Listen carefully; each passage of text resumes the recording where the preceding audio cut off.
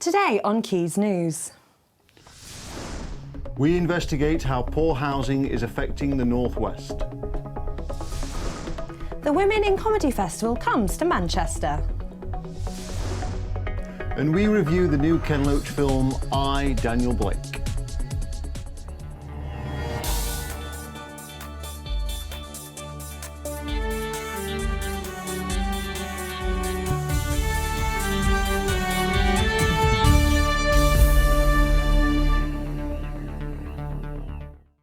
And welcome to Quays News. I'm Doug Roworth. And I'm Beth Hemmings. Today's top story.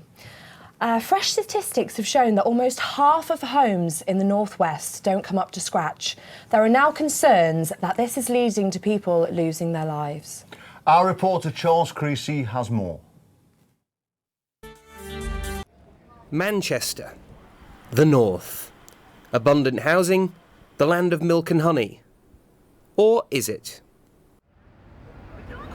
A centre manager who helps the homeless has admitted that people have died, as new statistics show that 4 out of 10 homes in the North West don't meet the living home standard. I spoke with Shelter Manchester service manager John Ryan to find out the full extent of the problem. We've had cases where people have sadly, lost their lives. I think what the biggest issue I think for people is that if you live on the streets, it reduces your life expectancy.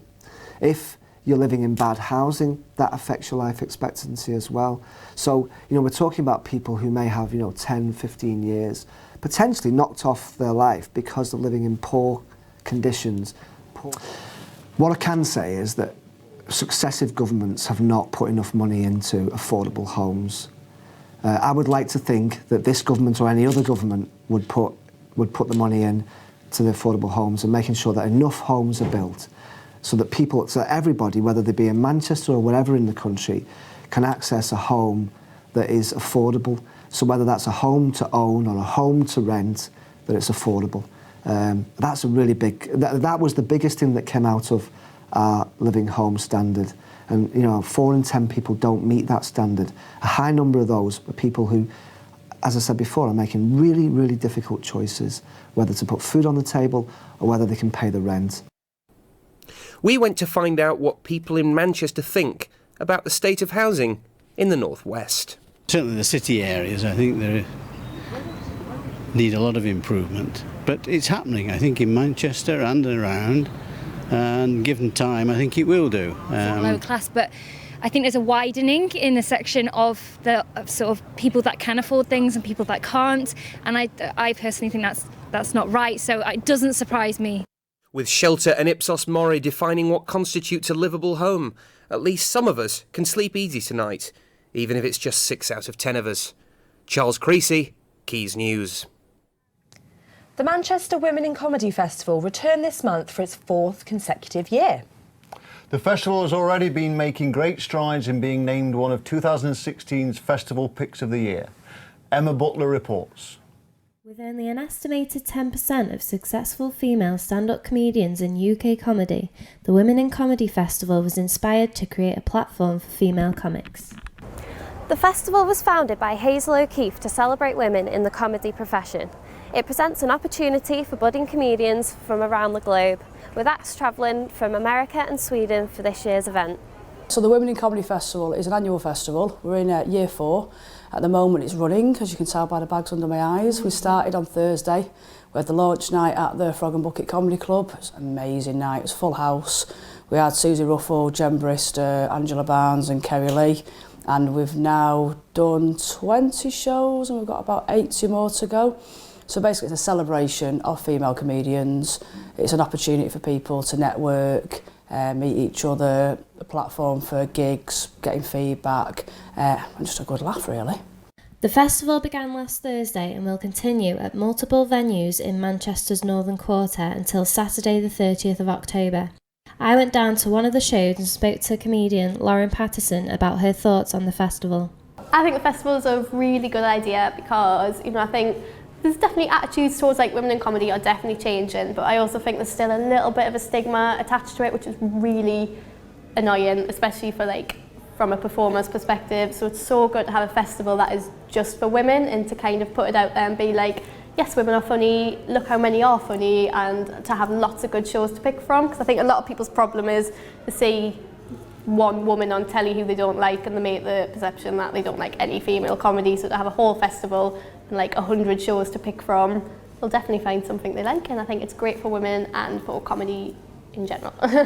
With around 100 diverse shows this year, the Manchester's 2016 Women in Comedy Festival was the biggest and the best so far. Emma Butler, Quays News, Manchester. Oktoberfest is back in Manchester for the third year running. Lovers of German food, music, culture and not forgetting the beer got together in Albert Square for the event. Nicola Bartasova reports. Beer, pretzels and much more. Just over 5,000 people were enjoying the Manchester Oktoberfest in the last couple of days. We're the German band playing from south of Germany, a traditional Oktoberfest music. We have a DJ who covers the breaks. We have our own beer. We produce our own beer in Germany. We have 24,000 liters of beer with us. Each city it is a Saturday. To have a full tent, to have a lot of people here, they have everybody have fun. This is the best experience I can have. The Oktoberfest first launched 10 years ago in Copenhagen in Denmark. Now the UK is enjoying the fest since 2009. It's fantastic, we're having a really good time. Oh, it's electric, the atmosphere is electric. Oh, it's been amazing, it's been so much fun. It's like quite a lot of young people, but everyone's been dancing on the benches, there's like really good music.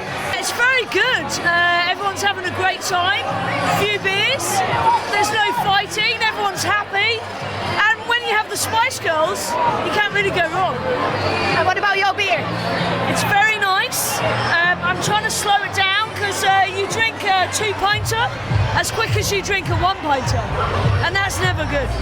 The Oktoberfest is currently on 3-month tour in 12 different cities, with the next stop in Nottingham.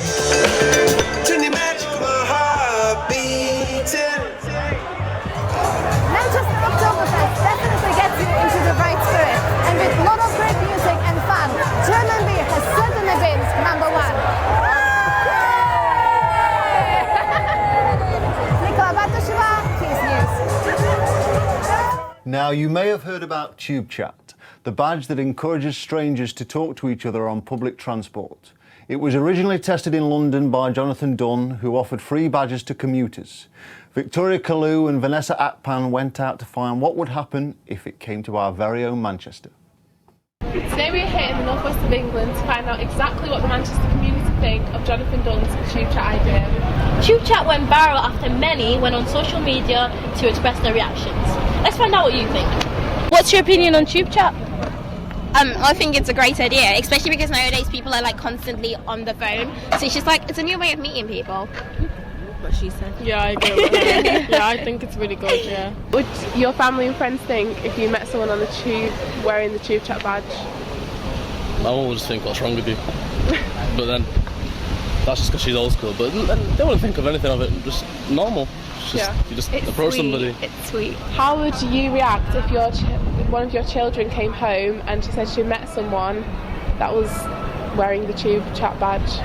As long as you can look into it and you can speak to your children, then yeah, if it's something like that, I wouldn't have any qualms with it. I've got grandchildren and my sons, they're onto all them Facebook and all that, so they're old enough and they know what they're doing. But if they said they'd met somebody, I'm sure it'd be easy enough for you to get on and speak to the person you're talking to if you feel unsure about it. So what would your reaction be if someone approached you wearing the badge? I'm actually pretty open to people talking to me, so I wouldn't mind. Yeah. But I guess if you're not really in the mood and someone's just trying to be chatty, it can be a bit off-putting. Oh, that was interesting, wasn't it? Yeah, but whether it gets introduced to Manchester is a whole different story. That's just something we'll have to find out. Victoria Kalu, Vanessa Akpan, Quays News, Manchester Piccadilly. We have George McKay in the studio to talk about the brand new hard-hitting drama, I, Daniel Blake. But first, let's watch a short clip of the film. You know what? I've listened to you. You've created a scene. I think I've created this. No, mate, I've created it. If I was going to create a scene, you'd know about it. You need to trust leave me. the building. I'm sorry, look. Okay, you need to. This is ridiculous. Jesus Christ! What am I supposed to do? Who's first in this queue? I am. Do you mind if this young lass signs on first? No, you carry on. There you go.